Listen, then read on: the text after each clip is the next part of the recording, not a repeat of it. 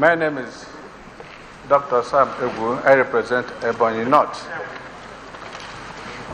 Let me join my colleagues in congratulating you.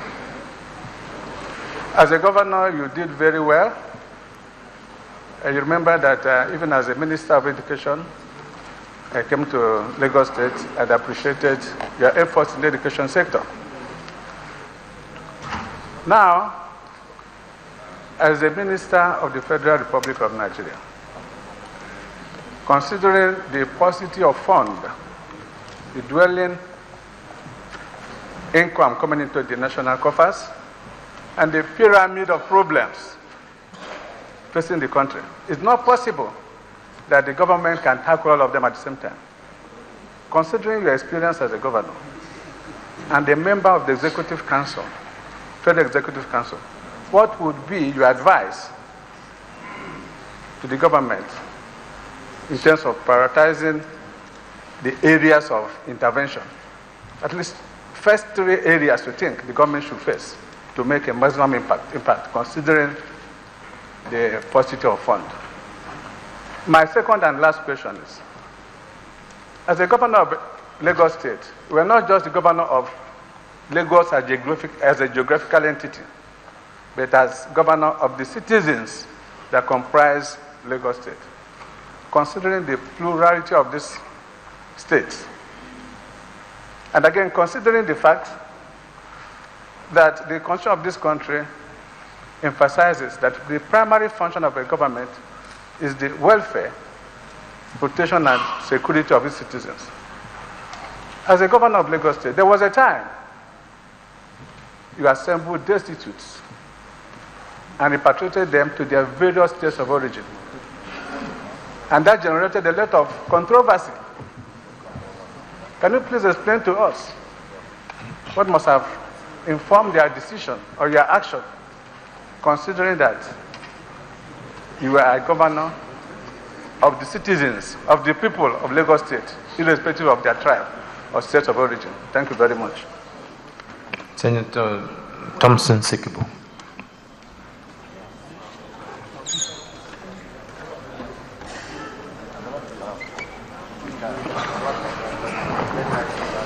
Excellency Chairman, I am Senator George Thompson Sikibu, Rivers East Central District. Mr. Nominee, I have so much interest in you. So much because I am one person who don't like going to Lagos because of what happened to me in 1989, 1990. I was in Lagos from the airport to the hotel I was to sleep. I spent 6 hours. And from that period, I found it difficult to go to Lagos. But today, I go to Lagos regularly on weekends. Instead of staying in Abuja, where we have some confrontation. What do you do there? Of course, you know what I go to do. Now, I've also keenly followed up your administration and I've observed so many things. I am asking because whatever experience you got in that place could be transferred to the federal government, to the whole Nigeria, and then we improve upon it. I knew when you started with your government in Lagos State, your IGR was lower. When you concluded, it was huge. You may give the figure if you want, but what is the magic? What magic one did you apply? Can that be brought to bear in this country, in the whole Nigeria? That's not what we wanted. What of his debts? That is one. The second one is the issue of stealing of petroleum products in the riverine areas of the coastal states. And Lagos is one of the coastal states. Do you agree with me that lack of filling stations among the riverine communities is one of the causes of illegal refinery? If it is, how do we solve it? If it is not, and people are just stealing oil anyhow because it is bringing down the national income. What advice will you give that we will all agree and follow up to minimize it? Finally,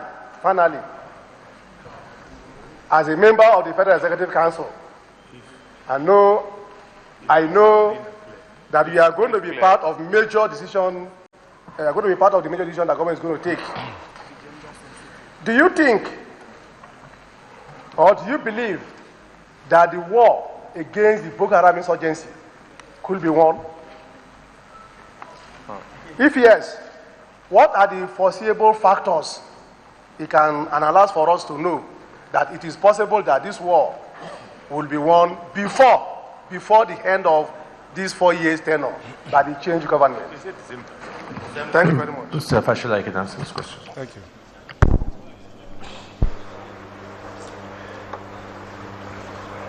The distinguished Senator Sano asked about Oshodi and what knowledge that can bring to bear in the development of Abuja and of course the nation. I think the thing to say simply is that we must decide for ourselves what quality of life we will accept. And I think that this country has recently demonstrated that it can change anything that it does not like. And I think that is the attitude.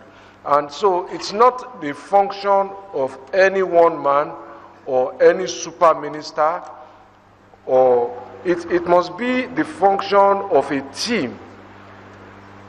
When we went into Oshodi, we had a unanimity of position about crime, about diminishing property values, people were selling their houses and moving away, about healthcare issues, and so on. So it's the same attitude that we must have in order to turn our country around. Infrastructure funding, yes. Again, we have to make choices. Some of the choices will ultimately come before this House. If we have an annual budget of a little over 4 trillion and we are consuming a recurrent portion of it of about 70-something to 80%, we can't fund infrastructure. It will seem to me that those are the choices that we need to make if we are convinced that we need to upgrade our infrastructure. And I agree with the view that not only do we need to upgrade our infrastructure really is behind. And every investment that we make in infrastructure really helps to grow the economy. As Senator Nafada asked about judgment debts, well, I am not able to conclude that judgment debts grow either because of corruption or only because of it. I think that the point to make also is that what is the nature of cases in which judgment is signed against government? Were there cases that government should have defended in the first place? Were there cases that government should have settled and perhaps maybe paid less? And even when those judgments were given, did they have interest components on them? Did we brazenly breach contracts? And if judgments accrue interest, did we pay on time? And the figures will continue to go. And so, some of the things that I think we need to do is to first say that what kind of cases are we paying judgment debts for? Was it the acts of public officials who acted in violation of their institutional authorities? Was it because we cancelled a contract that we signed or we breached it? And so, for me, it's a question of good governance, really, at all levels, to ensure that government discharges its role, does not get involved in needless disputes, and when it gets involved in disputes that it can win, it is right. Whoever is the Attorney General should lead the charge to go and defend vigorously the claims against government. And wherever government and the Attorney General in this case forms the view that this is an unmeritorious case to defend, it will be honorable and dignifying in the finest traditions of the bar to concede the claim, negotiate the cost, settle it, and move on.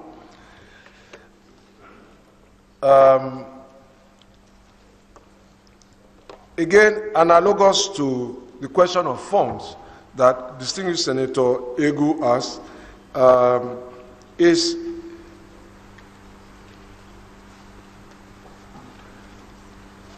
how really do we raise money? What are we producing as a nation? What is our deficit? What more can we earn? What can we earn in the short term, in the medium term? Yes, there is talk about private sector. There are also places where we are spending money that we need not spend money. There are places where we can move resources to address what is our urgent need. But the choices that we make will define the results that we get. I think that we can make better choices. I think that this is the time to make those choices, to spend more on infrastructure, road, water, hospitals, trains, to get our economy back on track. And I dare say also that this nation has a lot of money outside the country by Nigerians. We are investing more outside our country than we are in our country. And in terms of posturing, it doesn't send a good message about us.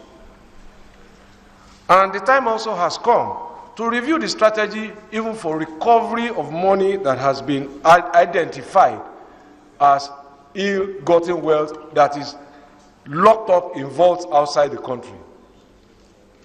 What is the strategy that we have pursued over the last 14, 15, 16 years? How much have we spent and how much time have we spent in pursuing that strategy? And what results have we gotten?